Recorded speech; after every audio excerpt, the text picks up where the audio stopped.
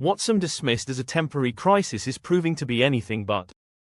The latest polling paints a grim picture for Labour, with numbers suggesting that if an election were held today, the party would suffer devastating losses. Reform UK, once considered a minor player, is now surging in key battlegrounds, edging closer to Labour in ways that were once unthinkable. If this momentum holds, Labour's grip on power is slipping away, setting the stage for one of the most dramatic political shifts in modern British history. In a desperate bid to regain control, Starmer has fallen back on familiar tactics, blaming external forces for his troubles.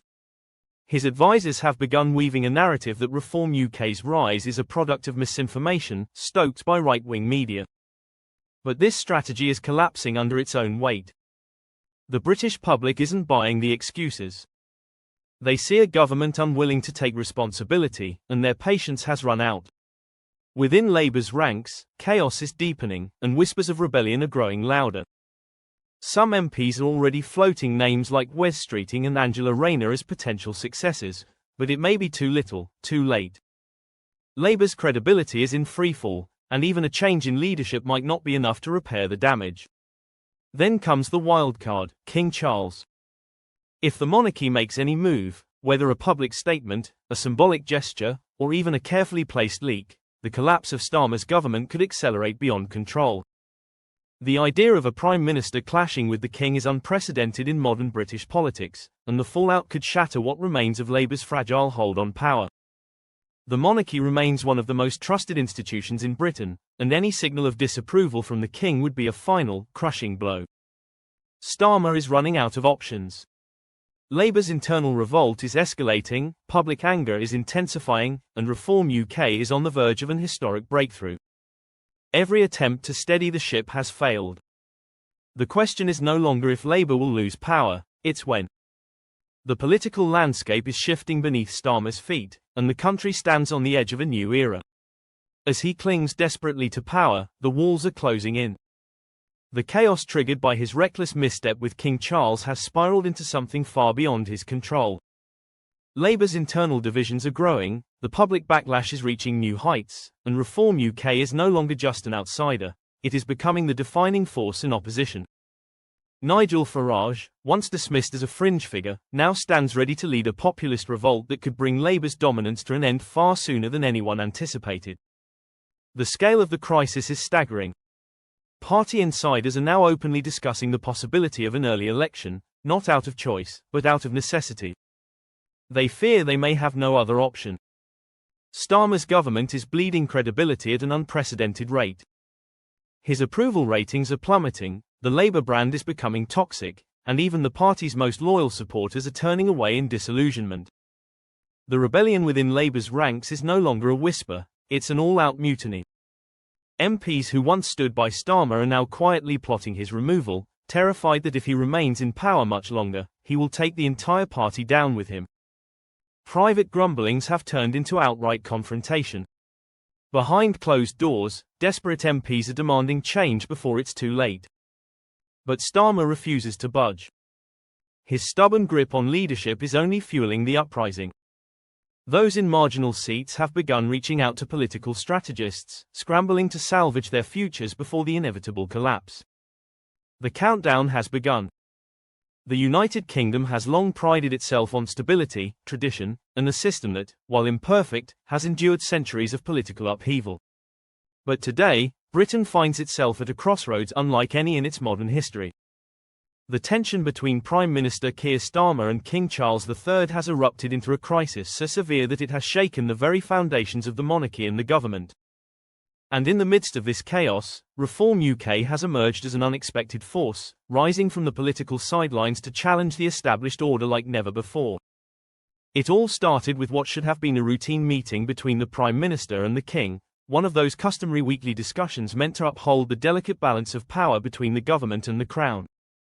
But instead of pleasantries, reports suggest that this meeting quickly turned into a heated confrontation. Starmer, emboldened by his recent policy initiatives and the pressure from his party to enact sweeping reforms, allegedly pushed King Charles on a range of issues, particularly around the role of the monarchy in modern Britain. The Prime Minister's tone, sources claim, was firm, perhaps even dismissive, and it did not sit well with the King. King Charles, who has spent decades preparing for his role, has always been known for his strong opinions on issues ranging from climate change to social justice. Unlike his late mother, Queen Elizabeth II, who mastered the art of quiet diplomacy, Charles has never shied away from expressing his views. And on this occasion, he reportedly pushed back hard. According to insiders, the king made it clear that he was not willing to be sidelined or treated as a mere figurehead, especially on matters where he believed the monarchy still held moral authority. The conversation, which was supposed to remain private, soon leaked to the press, and the public reaction was immediate. The political establishment found itself in uncharted waters. For decades, British monarchs and prime ministers have had their disagreements, but these have rarely spilled into public view. The fact that the clash was now being discussed openly signaled just how deep the rift had become. As expected, both Buckingham Palace and Downing Street quickly released statements attempting to downplay the controversy. The palace insisted that the king and prime minister continue to have a strong working relationship, while Starmer's office dismissed the reports as exaggerated. But the damage had already been done. The question on everyone's mind was simple. Had Keir Starmer overstepped his boundaries, or was King Charles resisting much-needed modernization? As the dust settled, something unexpected happened. Reform UK, a party that had long been dismissed as a minor player in British politics, seized the moment.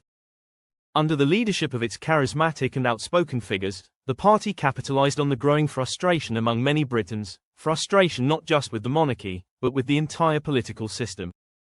Reform UK framed the Starmer-Charles clash as proof that Britain's traditional institutions were broken and in need of a radical overhaul. And for many disillusioned voters, this message resonated. Suddenly, Reform UK was everywhere. Party leaders were invited onto major news programs, their rallies saw record attendance, and social media was ablaze with calls for change.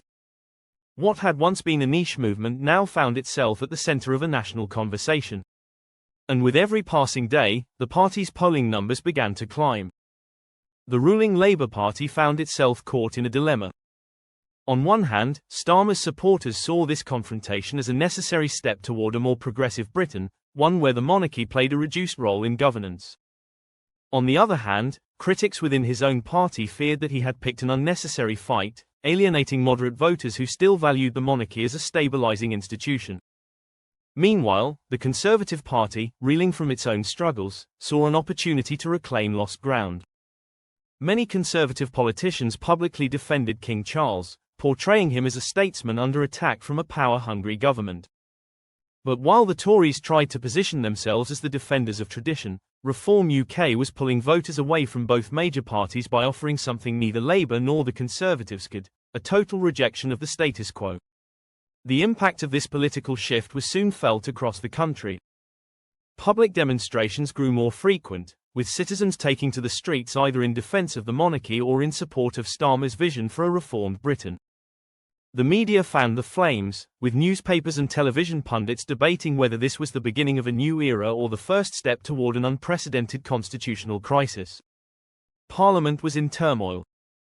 Opposition parties called for urgent debates, and whispers of a potential vote of no confidence against Starmer began circulating. At the same time, pro-monarchy MPs pushed for measures to reaffirm the role of the Crown, while Republican voices grew louder, demanding an official referendum on the future of the monarchy itself. As all of this unfolded, King Charles remained defiant. Reports from within Buckingham Palace suggested that he had no intention of backing down. While some royal advisers urged him to take a more neutral stance, others believed that this was his defining moment, a chance to shape the monarchy in his own image rather than simply following the precedent set by his mother. For the first time in generations, a British monarch was actively engaged in a political dispute with the sitting government, and the implications were staggering. In an effort to regain control, Starmer addressed the nation in a televised speech. He reassured the public that his government remained committed to democratic principles and that his disagreements with the king were part of a necessary conversation about Britain's future.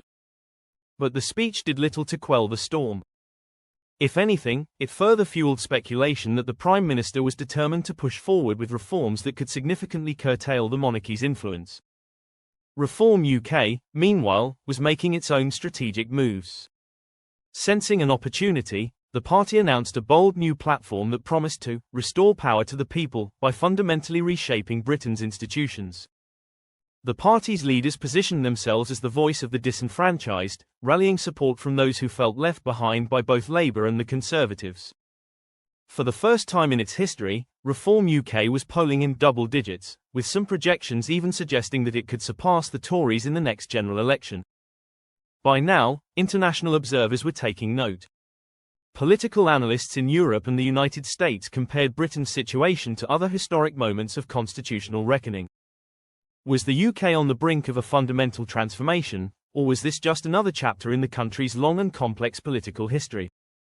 No one could say for sure, but one thing was clear: the status quo was no longer an option. As tensions continued to rise, a crucial question loomed over the nation: would Keir Starmer and King Charles find a way to reconcile, or was Britain about to enter uncharted territory where both its government and monarchy would be tested in ways never seen before? For now, the world watches as the United Kingdom stands on the precipice of change. One thing is certain: this is a moment that will define Britain for generations to come. And in this battle for the nation's future, Reform UK is no longer just a spectator, it is a key player in shaping what happens next.